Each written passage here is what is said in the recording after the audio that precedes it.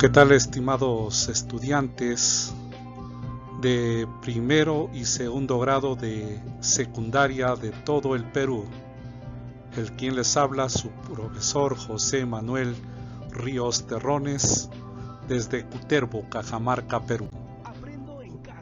Juntos para compartir el área de ciencia y tecnología correspondiente a la experiencia de aprendizaje número 6, fortalecemos nuestro sistema inmunológico en armonía con el ambiente.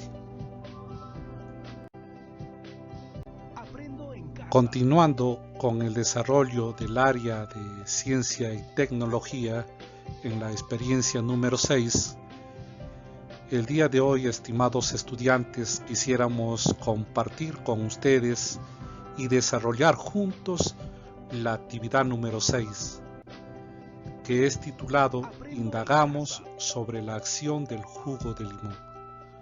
Para ello, estimados estudiantes, vamos a realizar rápidamente la lectura problematizamos sobre el oscurecimiento de algunos alimentos. Vamos rápidamente a comentar si alguna vez probablemente nos ha pasado, ¿no?, que a veces hemos pelado o cortado, por ejemplo, papas o alguna fruta, ¿no? Y si no la hemos cocinado o comido pronto, observamos que empiezan a oscurecerse, es decir, a oxidarse, como se muestra en la figura, en este caso de la palta y de la papa, ¿no? Entonces, esto es motivo de preocupación en los hogares, estimados estudiantes, pues se terminan desechando estos alimentos, ¿no?, pensando que de repente están podridos o ya no valen para su consumo, ¿no? Es así que un estudiante ha escuchado que añadir unas gotas de limón a la zona expuesta del alimento demora el proceso del oscurecimiento. Entonces, acá nos menciona, estimados estudiantes, en esta lectura, y el punto de partida de nuestra indagación es que el estudiante pues ha escuchado que al añadir unas gotas de limón en la zona expuesta del alimento demora el proceso de oscurecimiento, ¿no? También nos invitan a responder dos preguntas interesantes e importantes, estimados estudiantes, que esto nos sirva para iniciar nuestro proceso de indagación, ¿no? Y nos dice, ¿qué factores participan en este proceso de oscurecimiento u oxidación de los alimentos? Y nosotros ya le hemos dado respuesta a esta pregunta, ¿no? Los factores que participan en este proceso es cuando los alimentos se encuentran en el mayor contacto con el oxígeno del aire y la humedad a medida que pasa el tiempo, ¿no? Y otra pregunta interesante, estimados estudiantes, que nos dice es, ¿el área que se oscurece del alimento constituye una causa o un efecto? Entonces podemos decir acá, estimados estudiantes, que el área que se oscurece del alimento constituye un efecto, es una consecuencia, ¿no? Entonces nosotros debemos tomar en cuenta que en una indagación científica, estimados estudiantes, se utilizan los siguientes términos, ¿no? Causa, que es igual a la variable independiente, ¿no? Y efecto, que es igual a la variable dependiente. Entonces, hay que acordarse, estimados estudiantes, cuando nos mencionan la variable independiente, viene a ser la causa, ¿no es cierto?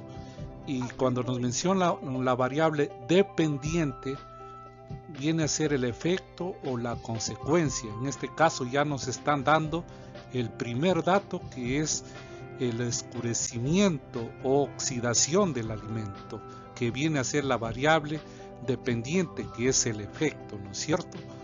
Entonces, bien, estimados estudiantes, ahora sí vamos nosotros a identificar cuáles son nuestras variables. Y anteriormente decíamos que la variable independiente viene a ser la causa, ¿no? La causa.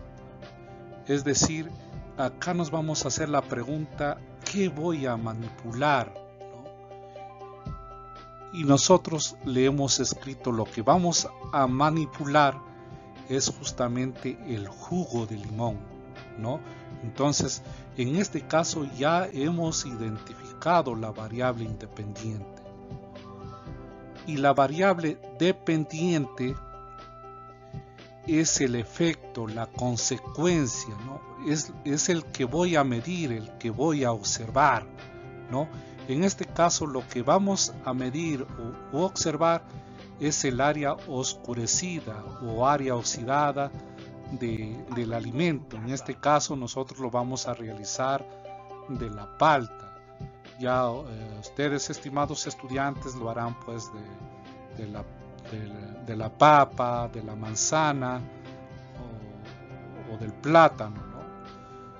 Y cuando hablamos de variables intervinientes, estimados estudiantes,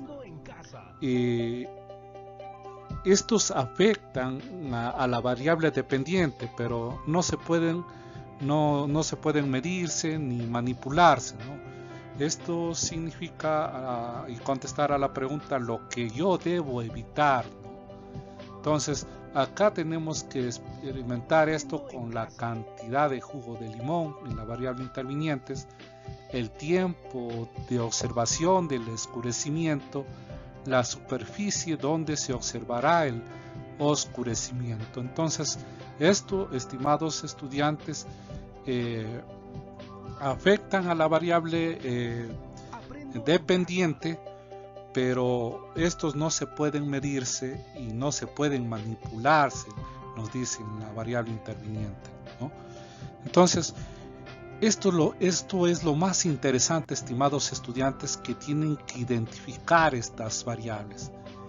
Y una vez que han identificado estas variables, ustedes recientemente pueden plantear su pregunta de indagación.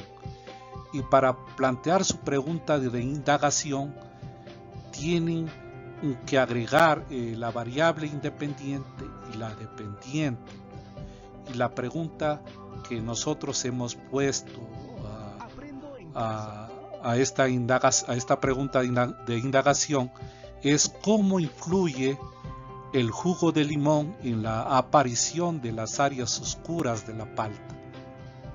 Entonces, como ustedes verán, el jugo de limón, acá está la variable independiente y áreas oscuras de la palta es la variable dependiente. Se dan cuenta, estimados estudiantes, que acá en esta pregunta de indagación tiene que incluirse la variable independiente y la variable dependiente. Pero nosotros seguidamente, estimados estudiantes, tenemos que plantearnos nuestra hipótesis. Y plantear nuestras hipótesis puede ser verdad o puede ser falso, ¿no? Por ejemplo, si dice dos estudiantes, ¿no? Por ejemplo, nos dicen, uno dice, si aplicamos jugos de limón a la palta cortada, entonces no aparecerán áreas oscuras. Y el otro estudiante nos dice, ¿no? Si aplicamos jugo de limón a la palta cortada, entonces sí aparecerán áreas oscuras. Entonces, estos dos estudiantes han planteado su hipótesis, pero aún todavía son hipótesis, ¿no? Y para que sea verdad o falso, para comprobar eso, esto tenemos que nosotros realizar la experimentación. ¿cierto, estimados estudiantes? Entonces, en el primer paso de cómo formular nuestra pregunta de indagación, pues primeramente tenemos que identificar nuestras variables, tenemos que hacer nuestra pregunta de indagación y plantearnos nuestras hipótesis. Seguidamente, estimados estudiantes, vamos a pasar a otro paso de la indagación, que es diseñamos estrategias para poner a prueba nuestra hipótesis.